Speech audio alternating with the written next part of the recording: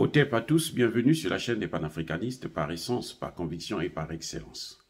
Celle des citoyens qui imitent par nécessité et obligation de combat. Nous sommes une chaîne qui n'est guidée que par nos ancêtres et rien que par les ancêtres qui appartiennent à l'égrégore du monde noir. Par conséquent, nous ne croyons en aucun Dieu venu de l'étranger. Toutefois, cette vidéo n'est aucunement destinée à inciter à la haine ou à la violence, car nous menons un combat qui est d'abord et avant tout spirituel, intellectuel et démocratique. Ensuite, il est politique, géopolitique et géostratégique. Contre l'impérialisme, le colonialisme, le néocolonialisme et l'endocolona, qui sont tous qualifiés de crimes contre l'humanité. Nous menons ce combat sur la base du principe fondamental que nous avons hérité de nos ancêtres kémites, qui est celui de la Mahat, c'est-à-dire solidarité, vérité et justice. Vous êtes donc en droit de connaître la vérité et nous avons l'obligation de vous dire la vérité, rien que la vérité, afin que justice soit rendue au continent africain. Et ça, c'est notre modeste contribution dans cette noble lutte en faveur de la souveraineté, la dignité, la solidarité et l'unité africaine. C'est exactement ça que nous appelons le panafricanisme. Bien-aimés frères et sœurs, l'ONU s'est manifesté encore une fois de plus dans son complot international contre le Mali. Les Nations Unies, c'est une institution pourrie. C'est vraiment un chiffon. C'est un torchon qu'il faut même plus utiliser, mais mettre carrément à la poubelle. L'ONU est morte. Il n'y a plus rien à retenir avec cette institution. Les États occidentaux, les puissances occidentales, avec à leur tête les États-Unis d'Amérique, suivis par la France, qui a en Afrique plus de 14 colonies, sans compter les Comores, ont détruit. Ils ont, à force de manipuler cette institution internationale, ils l'ont détruite. L'ONU n'est plus une institution qui vient pour établir la paix ou pour maintenir la paix, mais pour créer le désordre, pour commettre des crimes. Je parle bien de crimes, des tueries. Et pire, l'ONU pratique le terrorisme. Pourquoi je dis ça? C'est en fonction de ce qui se passe au Mali. Vous savez que depuis un certain temps, l'armée est en train d'avancer vers Kidal pour respecter la résolution du Conseil de sécurité de l'ONU qui demande le retrait total de la MINUSMA au Mali. Donc, les forces de l'ONU doivent transmettre leur base et tout ce qu'ils ne peuvent pas ramener aux forces, aux femmes, au gouvernement malien. Que s'est-il passé aujourd'hui, dans la journée entre hier et lundi et mardi? On a vu que l'ONU, qui par la voix du secrétaire général de l'Organisation des Nations Unies, a dit il y a une semaine qu'il est impossible de respecter le délai prévu par la résolution des Nations Unies, c'est-à-dire le retrait de la MINUSMA au plus tard le 31 décembre. Vous savez qu'est-ce qu'ils ont fait? Eh bien, ce que le secrétaire général avait dit, ça a changé. D'abord, on a vu des casques bleus qui refusent de donner, de céder leur base à l'armée. Et pourtant, le Conseil de sécurité de l'ONU a été précis. Les bases là, doivent être transférées à l'armée malienne. Et le Mali est indivisible. Ils n'ont pas demandé à ce que l'ONU puisse voir si on peut appliquer les accords d'Alger ou quoi. Ce n'est pas leur problème. On doit tout remettre. Le Mali est un État souverain. C'est la non-ingérence dans les affaires intérieures d'un État. À partir du moment où un pays demande le départ, vous ne devrez que l'accepter. Alors, qu'est-ce qui se passe? Il y a eu des affrontements à Thessalite pour que l'armée malienne puisse s'installer à Thessalite. Il y a eu des affrontements parce que l'ONU, ce qu'ils ont fait, c'est qu'ils ont précipité leur départ. Ils avaient mis en place un calendrier avec les FAMA et le gouvernement, notamment le ministre de la Défense. Mais qu'est-ce qu'ils ont fait? Ils n'ont pas respecté ce calendrier. Ils ont dit au gouvernement que, puisque, compte tenu de tout ce qui se passe, nous, on va partir en mi-novembre, donc à partir du 15 novembre. Au lieu de partir à la mi-novembre, qu'est-ce qui s'est passé? Eh bien, hier, les gars, ils ont plié bagages. Ils sont partis. Qu'est-ce qu'ils ont fait? Ils ont appelé, ils ont parlé avec les FAMA. Les FAMA leur ont demandé, donnez-nous seulement 3 jours, nous serons sur place. Vous savez ce qu'ils ont fait? Ils n'ont pas voulu attendre. Ils sont partis immédiatement.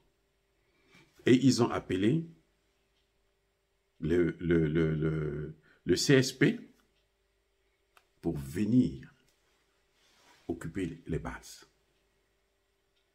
Et quand ils occupent, ce qu'ils ont fait encore, ce qui est encore plus grave, criminel d'ailleurs, c'est que en partant, ils ont laissé des armes. Ils n'ont pas pensé, si vous ne voulez pas donner ça aux FAMA, tant mieux, ce sont vos armes. Non, on n'en a pas besoin. Les FAMA sont équipés aujourd'hui. Ce n'est pas les FAMA d'hier où la France venait les empêcher d'avoir des armes. Non, les FAMA aujourd'hui, ils ont tout pour faire la guerre. Ils sont équipés. Donc, la moindre des choses, c'est que s'ils ne pouvaient pas partir, puisque c'est un départ précipité, dans ce cas, vous devrez brûler ce matériel. Vous n'avez pas le droit de donner ça aux terroristes. Quand vous donnez ça aux terroristes, c'est que vous êtes des terroristes. Parce que le CSP, là, c'est quoi? Le cadre stratégique permanent. Ce n'est pas la CEMA. Ce n'est pas un groupe rebelle. Ce sont des terroristes. À partir du moment où vous donnez des armes aux terroristes, vous êtes vous-même des terroristes. Vous voyez, ça dit que c'est incroyable. Celle de Thessalite et celle de Kidal. Thessalite a été récupérée par les FAMA. Il y a eu de violents affrontements depuis lundi jusqu'à mardi. Et puis au plus tard mardi, ils avaient pris, au moment où nous parlons, les FAMA ont le contrôle de la situation. Et beaucoup, malheureusement, beaucoup de terroristes sont encore morts. Maintenant, il y a une situation qui me trouble. Peut-être pas qui me trouble, mais qui est cachée derrière cela, que je voudrais ressortir avec vous. Posez-moi la question, quels sont les casques bleus qui occupaient ces bases-là? Ils venaient de quel pays? Vous savez quoi? Ce sont des casques bleus tchadiens. Ce sont des Tchadiens. Où sont partis les soldats français qui ont quitté le Niger? Ils sont allés où? Au Tchad. Donc, il y a un jeu que Kaka Déby est en train de jouer là, qui ne plaît pas du tout à tous les panafricanistes. Je vous ai dit dans une des vidéos que Kaka Déby est sous la pression de Succès Masra et pour garder le pouvoir, il est obligé d'accepter un certain nombre de choses, un certain nombre de conditions que les Occidentaux et notamment la France posent. Avec l'ONU, bien sûr. Ça, c'est vrai. Mais on ne peut pas être naïf à ce point. Oui, on ne peut pas être naïf à ce point. Donc, vous voyez, c'est-à-dire que c'était un piège, en fait, qu'on a tendu aux Fama par toutes les puissances occidentales. Si quand vous voyez l'ONU là, c'est l'Occident. Sans c'est les Nations Unies, hein, le Conseil de sécurité, c'est l'Occident sans la Russie et la Chine. Les seuls maintenant qui font tête aux États-Unis. Et la France, c'est même pas là. La France, ils l'ont déjà écrasé, donc oubliez, c'est un nain géopolitique, ça. C'est pas un pays. Non, ils ne vivent que de la domination, de la corruption, le vol, les détournements et tout. Donc, c'est même pas la peine. Bref, le piège qu'ils avaient tendu au Fama, là, il n'a pas marché. Encore une fois, nous sommes dans l'ère du Verseau. C'est la justice qui doit s'appliquer. La justice laquelle? La justice divine. C'est pas n'importe laquelle, c'est la justice divine. Les terroristes ont pris des armes. Très bien. À Thessalite, ils ont été vaincus. Donc, on est à quelques kilomètres, environ une trentaine de kilomètres de Kidal. Ce que les terroristes là oublient, et ce que les soldats, les minables soldats tchadiens oublient, c'est que Kidal est encerclé. Je dis, hein, Kidal est encerclé. Ils ne peuvent aller nulle part ailleurs. Aussi simple. Ils ne peuvent aller nulle part ailleurs. Ils ont quelques requêtes, hein, quelques petits missiles qu'ils vont envoyer, mais c'est pour combien de temps? Pour tenir une guerre, là, il faut avoir les armes et la possibilité d'approvisionnement des armes. Vous ne pouvez pas faire une guerre avec un stock d'armes que vous avez. Il suffit de rester là, attendre seulement que le stock là finisse, et puis on vous prend. Donc, quand on fait un plan de guerre, on met toujours en place un plan de ravitaillement, en armes, en nourriture, en tout. Or, Kidal étant encerclé, le Mali, le gouvernement malien, l'armée malienne, contrôle le ciel du territoire malien. Ils ont des informations précises. Dès qu'un avion rentre dans l'espace malien, il est tout de suite détecté. Ça veut dire quoi? Ça veut dire que ceux-là qui sont dans Kidal, ils sont en prison. C'est juste question de temps. Pour faire moins de dégâts, parce qu'il y a des populations civiles, il faut éviter de les massacrer. Donc, l'armée va prendre son temps. À Thessalite, c'est parce que ce sont les terroristes qui ont commencé à envoyer des missiles. Hein. Ils ont commencé à envoyer. Et les autres ont riposté. Et puis bon, ils ont pu récupérer le territoire.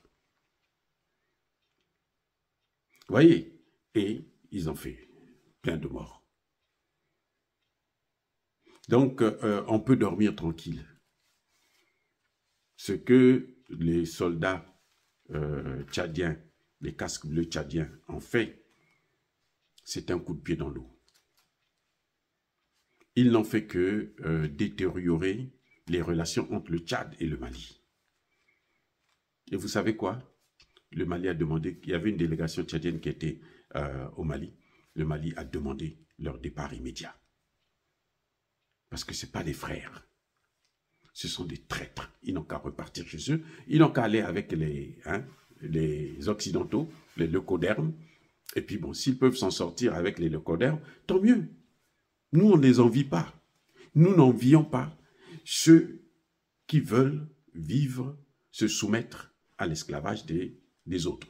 Des pays qui nous ont pris en colonisation depuis très longtemps. Ceux qui veulent se soumettre à cette colonisation, cet esclavage, ça c'est leur problème. Nous, non, ça c'est vraiment, on s'en bat les couilles. Hein. Ça ne nous regarde pas. Le Tchad veut ça. Que ce soit Succès Masra qui vit entre la France et les États-Unis, que ce soit Kaka Déby, ça c'est leur putain de bordel de merde. Dire cela, c'est inciter à la haine ou à la violence. Non. Yaba, colère, veille, Yama, Lembe. Notre combat, c'est un combat souverainiste d'abord et avant tout. Encore une fois de plus, soyez bénis. Je persiste et je signe. Soyez abondamment bénis par le Dieu des Kémites et par nos ancêtres angélisés. Mais tous ceux qui persécutent le continent africain, le pillent et le déstabilisent, qu'ils soient noirs, blancs, chinois, arabes, indiens, qui qu'ils soient punis, maudits, foudroyés, neutralisés, écrasés, effacés par ce Dieu des Kémites et par nos ancêtres angélisés. Vive l'Afrique éternelle, j'ai dit et j'assume.